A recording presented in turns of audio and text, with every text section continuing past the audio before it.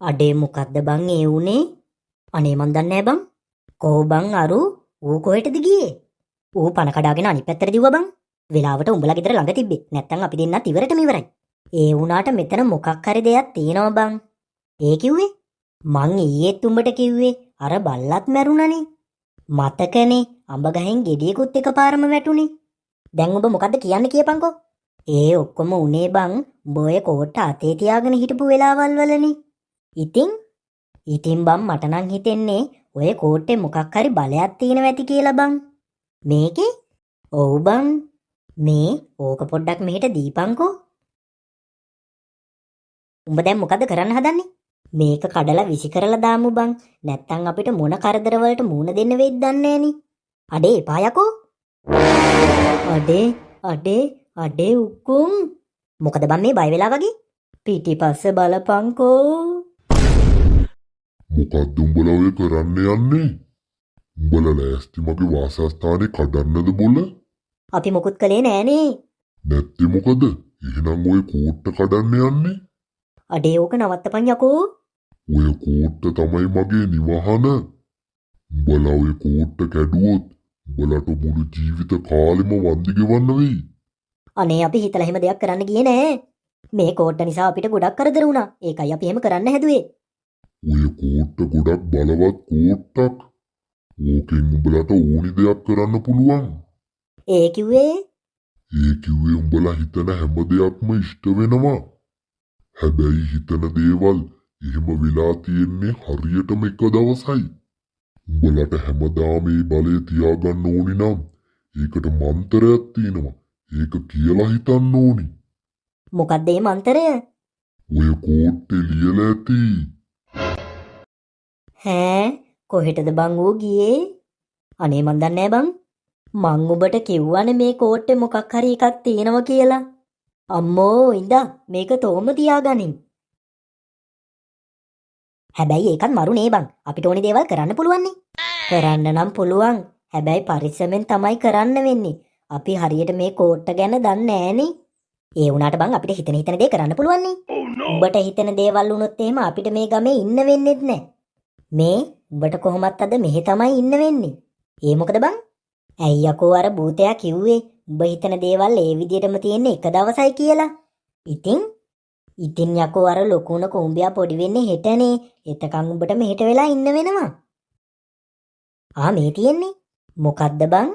අර මන්තරය. මේ අපිට මේකෙන් පට්ටාතල් එකක් ගන්න පුළුවන් වෙයි බං. ආතල් තමයි මොන හරි වුණොත් එහෙම ඉවරට ඉවරයි. මේ යමන්ක පොඩ්ඩක් එළියට. ඒ මොකටද බං? මේක පොඩ්ඩක් ටෙස්ට් කරන්න. කොහෙද බං මේ පණ කඩාගෙන දුවන්නේ? මෙහෙට ආවේ බං. ඇයි බං මොකද්ද අවුල? මම ෆෝන් එක ගලවලා සුද්ධ කර කර හිටියේ. ඉතින් සුද්ධ කර කර ඉද්දි අපේ මාමගේ පොඩි එකා එතනට ආවා. ඇවිල්ලා මේක මගේ සිම් එක ගිල්ලා කියපන්කෝ. අප්පට සිරි නෑ.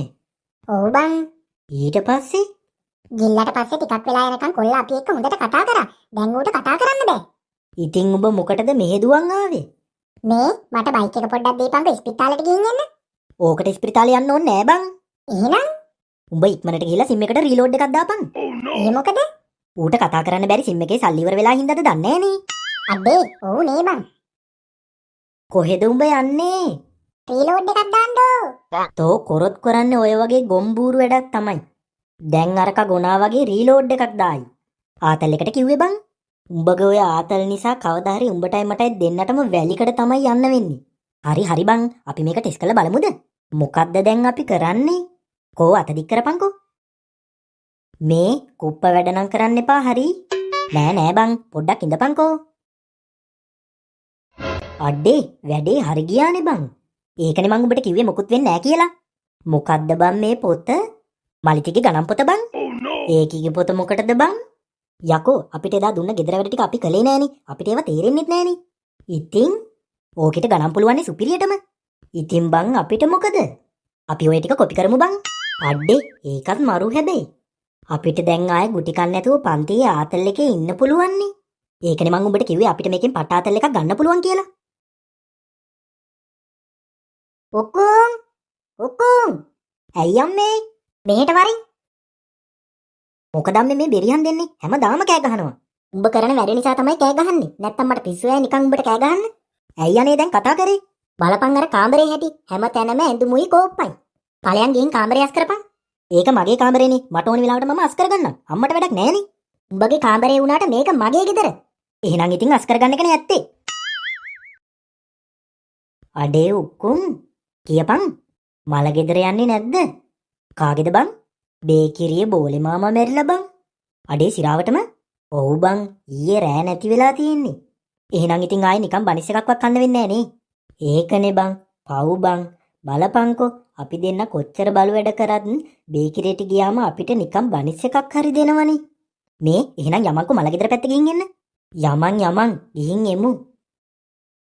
අනේ බලන්නකෝ උක්කුම් පුතේ හොඳට හිටිය මාමට උන්නදේ. හරි නැන්දේ දැන් අඩන්න එපා. මොනා කරන්නද ඉතින්? අඩේ පව් බං.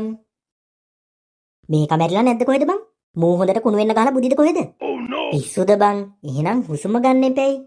මේ පොඩ්ඩක් නහය මිරිකලා බලපන්කෝ. හුස්ම ගන්න අමතක වෙලාද දන්නේ නෑනේ. මේ විකාර කියවන්න නැතුව ඉඳපන් බං. මොනා වුණත් මට නම් දුකයි බං. මටත් දුකයි බං බනිස් එක මතක් වෙද්දි. පොඩ්ඩක් ඉඳපන්කෝ. ඇයි බං? ඉඳපන්කෝ. මොකද්ද බං උඹේ කරේ? මූට පණ එන්න කියලා හිතුවා බං. ඈ අම්මෝ. මොකද බං උඹ එන්න වෙලා ගියේ? මොන මගුලක්ද බං උඹේ කරේ? දැන් අපිට බනිස් කන්න පුළුවන් නේ? පුළුවන් තමයි. ඇයි බං? අන්න ඌ නැගිට බයට අල්ලපු ගෙදර මිනිහා heart attack එකක් හැදිලා එතනමයි. අන්න අරු වෙනවා. අඩෝ මොකෝ වෙන්නේ? උඹ ඊයේ කොහෙටද බං දිව්වේ? අම්මෝ බං දිව්වා දිවිල්ලත් නැවතුනේ ගෙදරටම ගිහිල්ලා. මොකක්ද බං ඒ උනේ? මේ ඕකට කෝට්ට ගැන එහෙම කියන්නේ නෑ. අනේ මන්ද බං අපිත් ගෙදරටම දිව්වා. මොකද උනේ කියලා හිතා ගන්න බෑ බං. හරි බං මම එහෙනම් ගිහින් එන්නම්. කොහෙද බං උඹ යන්නේ? මල ගෙදර බං. මිනිස්සුන්ට වෙන දේවල් දැක්කම ජීවිතේ තිත්ත වෙනව නේද බං? මට නම් තිත්ත වෙන්නේ නෑනේ බං. උඹට එහෙම වෙලාම නැද්ද? නෑ බං මට තිත්ත වෙන්නේ නෑ. මම සීනි කනවනේ. මේකට පිස්සු බං. උඹ දන්නවනේ මේක ගැන. හරි බං මම එහෙනම් ගිහින් එන්නම්. එල බං. මේ අනිද්දා ඉඳලා ඉස්කෝලේ පටන් ගන්නවනේ. ඔව් නේ බං. දැන් නම් ඉස්කෝලේ යන්න බයක් නෑ බං. මොකද බං? කෝට්ට තියෙනවනේ. මේකට මං හැමදාම කියනවා කුණු ගොඩවල් ගේ ඇස්සට ගේන්න එපා කියලා. කෝටු කෑලිත් ගේ ඇස්සනේ. අම්මෝ. අම්මගේ කටසද්ද නේ බං ඇහුනේ. පුටා මල කෙලියයි. ඇයි බං? කෝට්ට සාලයකෝ.